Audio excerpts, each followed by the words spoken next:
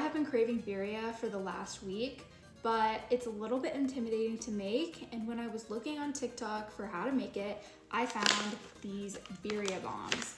These are an easy and simple way for anybody to make birria at home.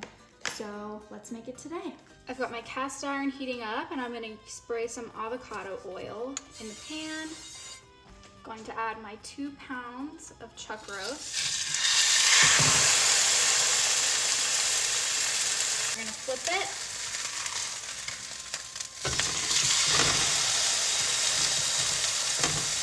Add my beef into the crock pot. I did see some people in the comments saying to use beef broth instead of water, but this is all the beef broth that I have, so we're just gonna use this and fill the rest with water.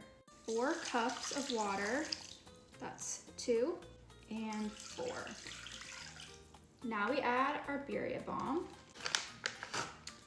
Put it in. Gonna put the lid on, and then we'll let this go on low for 6 to 8 hours.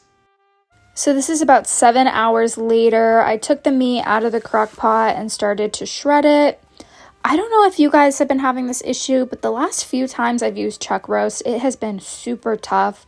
So I ended up having to get my mom to help me shred up the meat.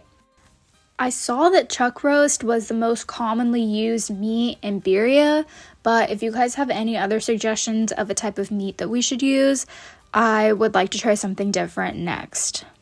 Once all the meat was shredded, I dipped my tortillas into the consomme and then I put them on a pan. I wasn't quite sure how much meat to put on here. I think in the beginning I might have put a little bit too much, but you guys can let me know if this was too much or not enough. I think once we got towards the end, we kind of ran out of meat, but it ended up being okay.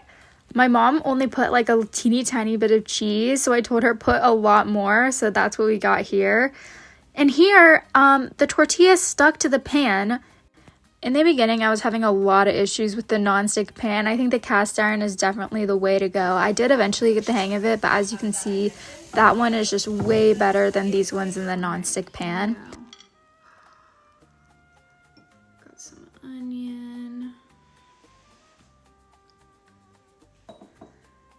Some cilantro. Dip it.